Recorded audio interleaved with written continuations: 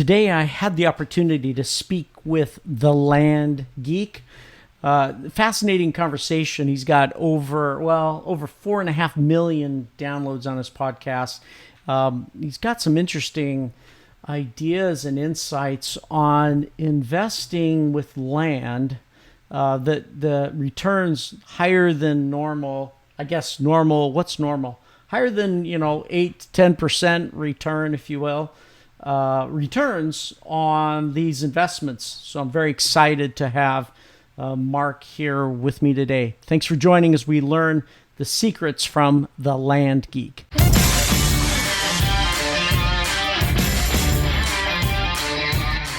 Welcome to Click AI Radio, where you'll learn the secrets to transforming your small to medium business. Grant has been helping businesses transform using technology for over 30 years. Advanced technologies like artificial intelligence have been available only to large companies and advanced technical teams. Grant will discuss how you can use to leverage AI and other technologies to grow your small to medium business. As a gift, Grant is offering his ebook, AI for Sales Growth, at clickairadio.com. Now, here's your host and BizTech geek, Grant Larsen.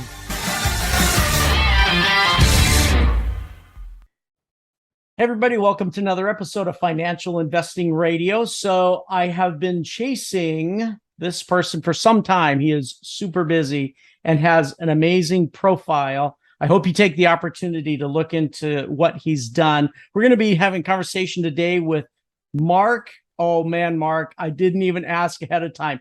Podolski. Perfect pronunciation. Did I say that okay? All right. Said it great. Very good. Mark, welcome. Thank you for being here today. I appreciate it. Grant Larsen, an honor, privilege. Thank you. We found out that we are not too far from each other geographically, which is a real treat. There's some neat things about the part of the country we live in for sure. Absolutely. We've lost all complaining privileges living in Scottsdale, Arizona. That's right. That's right. That's right. Even when it gets a little hot, I've learned to quit complaining about it. It's not a Houston hot, right? It's not Houston hot. It's 80 degrees in the pool. Yeah, that's right. That's right. Go. It's fixable with the pool. That's right. Right. Okay. So the Land Geek, you are known as the Land Geek. You've done a great job getting your name out there as a Land Geek, not only getting your name out there, but proving a framework. Well, we'll get to the framework here in a moment, because what you've done is pretty unique compared to other real estate investing strategies that are out there, of which I actually participate in some of those others, right? But I won't get to that yet. So I'm interested to learn more about what you do here. But let's back up. You were doing what? What got you started to say, I'm going to go after land investments in this way? So if we rewind the tape now to 2000, I was a miserable, micromanaged 45-minute commute to work and back investment banker, specializing in mergers and acquisitions with private equity groups. Ooh. And Grant, it got so bad for me. I wouldn't get the Sunday blues anticipating Monday coming around. I'd get the Friday blues anticipating the weekend going by really fast and having to be back at work on Monday. That's pretty blue. Firm, yeah, really blue. So my firm hires this guy, and he's telling me that as a side hustle, he's going to tax deed auctions. He's buying up raw land, pennies on the dollar. He's flipping them online, and he's making a 300% return on his money. Well, Grant, I'm looking at companies all day long, and a great company, has 15% EBITDA margins or free cash flow. Average company's 10%. And I'm looking at companies all day long, less than 10%. So of course, I don't believe him. And I've got $3,000 saved up for car repairs. I go to New Mexico with him. I do exactly what he tells me to do. I buy 10 half-acre parcels, an average price of $300 each. I flip them online, and they all sell for an average price of $1,200 each. It worked. So I went to another auction in Arizona, where we live. And again, this is 2000. There's no one in the room. I'm buying up lots and acres for nothing. And I sell all that property. And on that one auction, I made over $90,000. So I go to my wife, and she's pregnant at the time. I said, honey, I'm going to quit my job and become a full-time land investor. And she said, absolutely not. Yeah. So I What said, are you okay. saying? What are you doing, honey? Yeah. So it took 18 months for the land investing income to exceed the investment banking income. And then I quit. I've been doing it full-time ever since. And I absolutely love it. That's incredible. So you just sort of stumbled into it. Someone happened to say they'd already sort of figured this out. Now, it sounds like what you did with that is after you've done this for a while, you've created a system out of this then. Is that right? Yeah. I mean, after a while, you start picking up things and you start seeing, okay, well, how do I make this so it's not a job for myself? And really, my whole philosophy is I can always make more money. I can't get more time. And so we want to use three levers to scale and grow a business: other people's time, software and automation, and other people's money. And so once I combined all three of those, I was really able to grow and work really about 30 minutes a week in my business. What? 30 minutes. You're at a point now where you work 30 minutes a week on your business. In the business. Yeah. That's amazing. Wow. But it took that scaling, right? Took that automation, took figuring out the team around you to help take care of certain aspects of it. Took all of those pieces as well as other people's money. That's interesting. Yeah. That took 5 years. Oh, I was going to ask you. So 5 years to get to that point, learn the lessons, learn the business processes that you should automate and so forth, right? Well, 5 years just to start getting myself out of the business, probably another 5 years to get to my point where I can work 30 minutes 30 minutes. in the business. Mhm. Really, I'm just meeting with my acquisition manager and we're looking at the numbers and saying how many deals are pending, how many offers went out, how many deals did we close, how can I support you? So when it comes to finding these opportunities, is it the auctions? Is that your main input or source, or how else do you find No. these? So, Grant, I'm going to walk you exactly through how I do it. So, I'm going to use you as a case study. You're in Scottsdale, Arizona, but let's assume that you own 5 acres of raw land in Texas and you owe $200 in back taxes. So, essentially, you're advertising two important things. Number one, you have no emotional attachment to the raw land. You're in Arizona, the property's in Texas. And number two, you're distressed financially in some weird way. Because when we don't pay for things like our property taxes, we don't value them in the same way. As a result, the county treasurer keeps sending you notices saying, Grant, if you don't pay your property taxes, you're going to lose that 5 acre parcel to a tax deed or a tax lien investor. So all I'm going to do is look at the comparable sales on your 5 acre parcel for the last 12 to 18 months. I'm going to take the lowest comparable sale. Let's say it's $10,000 and divide by 4. And that's going to get me what Warren Buffett would call a 300% margin of safety. So I'm going to send you an actual offer on your 5 acre parcel for $2,500. Now you accept it. Why? Because for you, $2,500 is better than nothing. In reality, 3 to 5% of people accept my quote unquote top dollar offer. Okay. But now that you've accepted it, I have to go through due diligence or in-depth research. I have to confirm you still own the property. I have to confirm back taxes are only $200. I have to make sure there's been no breaks in the chain of title. There's no liens or encumbrances. And because it's only $2,500 investment, I outsourced to my team in the Philippines, connected to an American title company. It costs about $11. I was investing $5,000 or more. I wouldn't take any title risk, and I would close traditionally through a title company. But since this is a smaller deal, everything checks out. And now I'm going to sell your 5 acre parcel 30 days or less and make it cash flow. So I have a built-in best buyer, Grant. Do you know who it is? Who is it? The neighbors. The neighbors. Oh, So I'm going to send out neighbor letters saying, hey, here's your opportunity. Protect your privacy, protect your views, know your neighbor.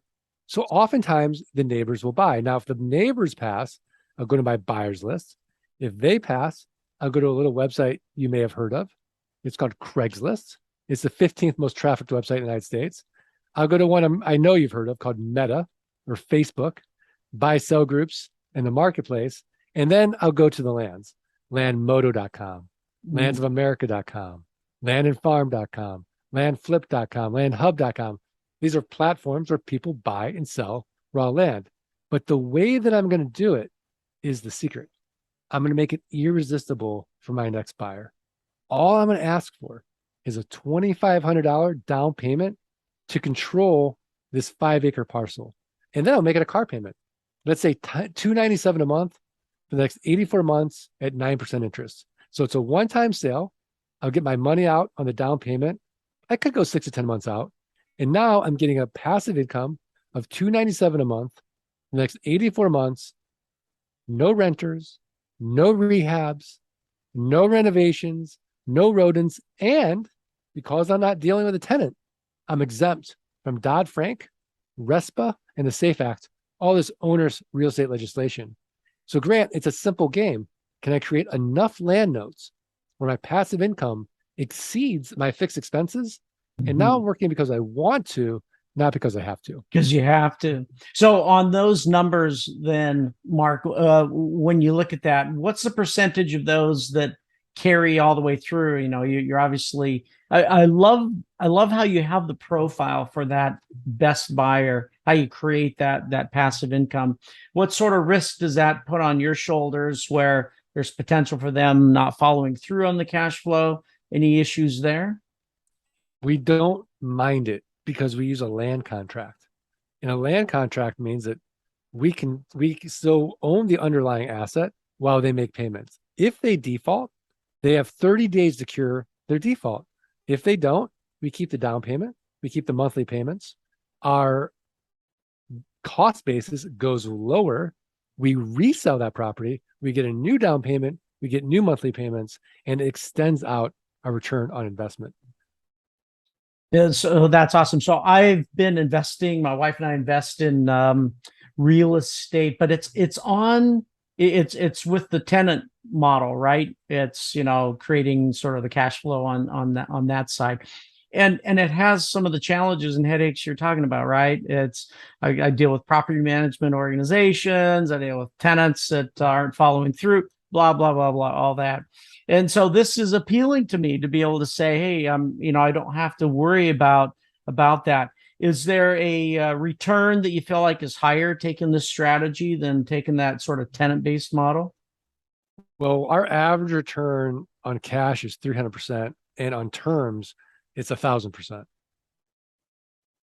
That's crazy because typically we fight for 8 to 10 or 15%, right? In this renter model. So that's right. That's fascinating approach. So a couple things here. The average hold time. So you'd mentioned 30 days. Are you literally flipping these in a 30-day time frame? Is that the average? Yeah, that's average. Now, if it's more than 30 days, something has to change. Maybe we have to raise the down payment. Maybe people think it's too good to be true. Maybe we have to lower the down payment. Maybe we have to raise the price, lower the price, change the interest rate, change the terms. Something needs to change. Maybe it's as simple as the headline isn't connecting. So that's our litmus test for what's wrong with our ad.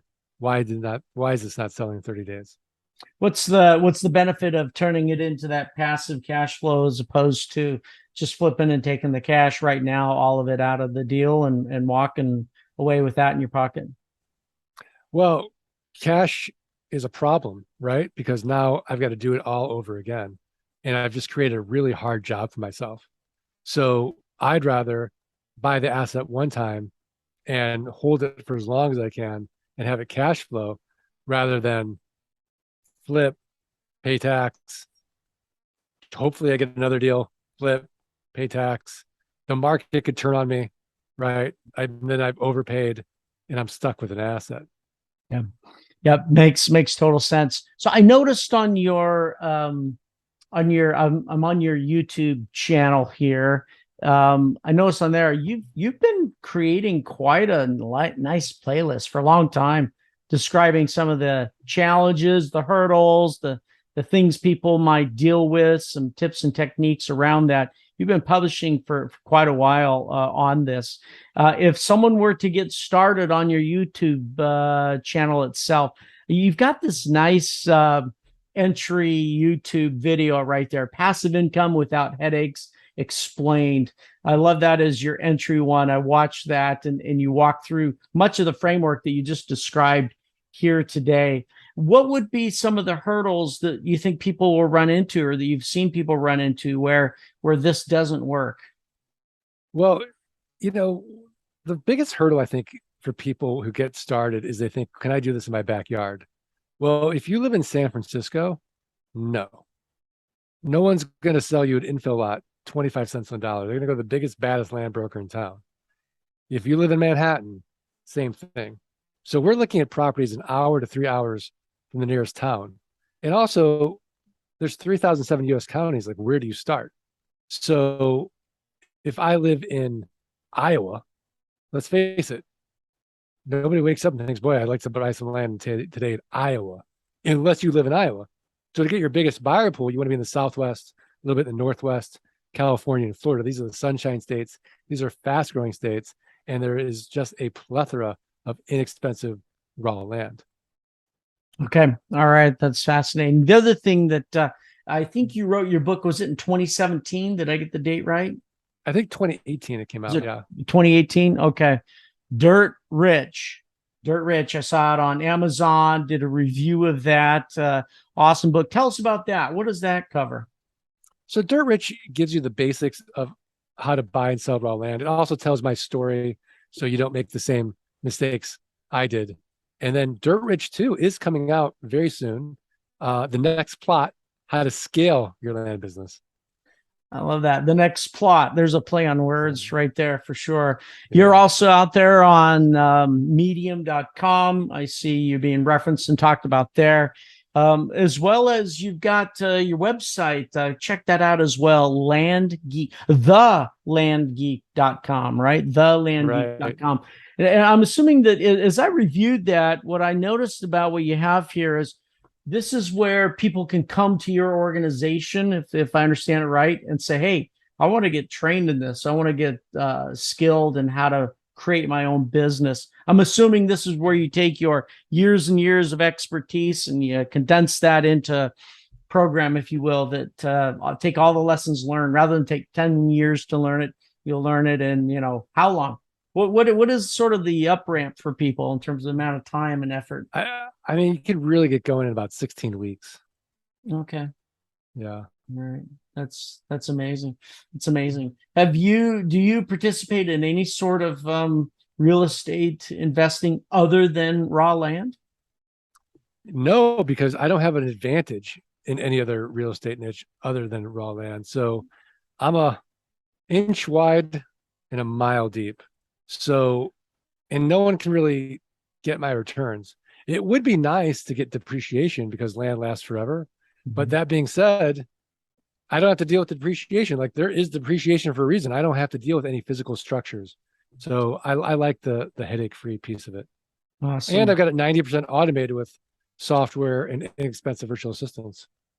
That's incredible. So tell me about your best type of client that would come to you and say, hey, I want to participate in building passive income with your program. What does that look like? Or who do they look like? You got to have a burning desire to change your life, right? You got to have grit. So anything worth doing in life is inherently hard. And so it's kind of like hockey, right? People who play hockey really love hockey because they love it enough to get their teeth knocked out and get back up. It's the same thing in business. You have to love what you're doing enough to get knocked down and get back up. And so if you have a burning desire, give me that more than somebody who has cash. So I always say commitment over cash. That's really all it takes. How much cash did you have when you got started? I mean, it wasn't a ton, right? I started with $3,000. My buddy Duran started with $800. We think that, 5,000 is a really easy number. We have some clients who start with $500.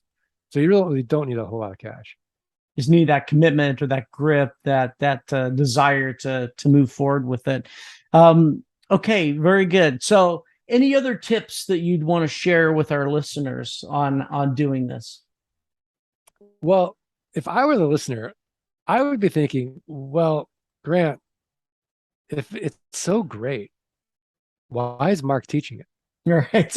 That's gone through Right? my mind. I mean, you're talking, 300 to 1,000% return.